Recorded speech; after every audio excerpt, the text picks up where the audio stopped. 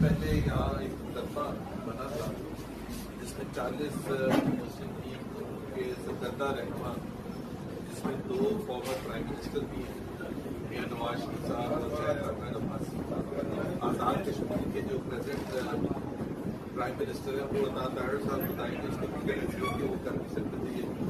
3 पुराने retired refrigerator Pakistan फौज में और फिर गवर्नर से लेके फेडरल मिनिस्टर से लेके जो भी थे, और वो जो मुकदमा बना है उसकी नोयत भी बहुत सीरियस है, गद्दारी का मुकदमा है।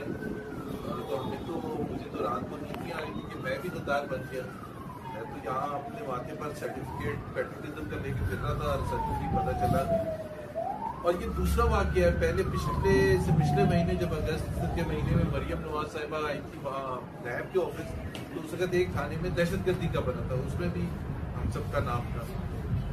तो जिस तादाद में बन रहे तो ऐसी बात है, हमें तो बड़ा कंसर्न है और हम समझते हैं कि ये मुकदमा जो है आपकी तो मजबूरी होगी, आपने शायद उसको बनाया होगा, लेकिन हालांकि आपको अपना ऑफिशियल काम करना चाहिए और क्वेश्चन करना चाहिए कि ये आप बना भी सकती है या नहीं बना सकती।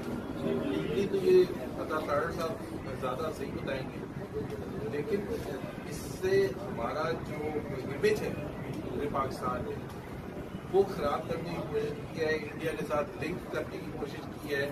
और इसमें जो पहल सबसे पहले वो इमरान खान साहब ने प्राइम मिनिस्टर जो है आपने, उन्होंने जब नदीम मलिक साहब को इंटरव्यू किया तो उन्होंने इसका बरबला इजहार किया, फिर शहबाज गिल साहब रोज बोलते हैं, शेख रशीद साहब बोलते हैं।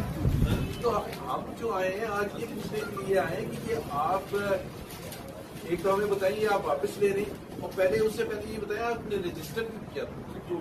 एक तो मैं सिर्फ था नहीं सर, मेरी परसों पोस्टिंग हुई। अच्छा, मैं परसों आया, मैं डिफेंस से 4 छोड़ के परसों यहाँ आया।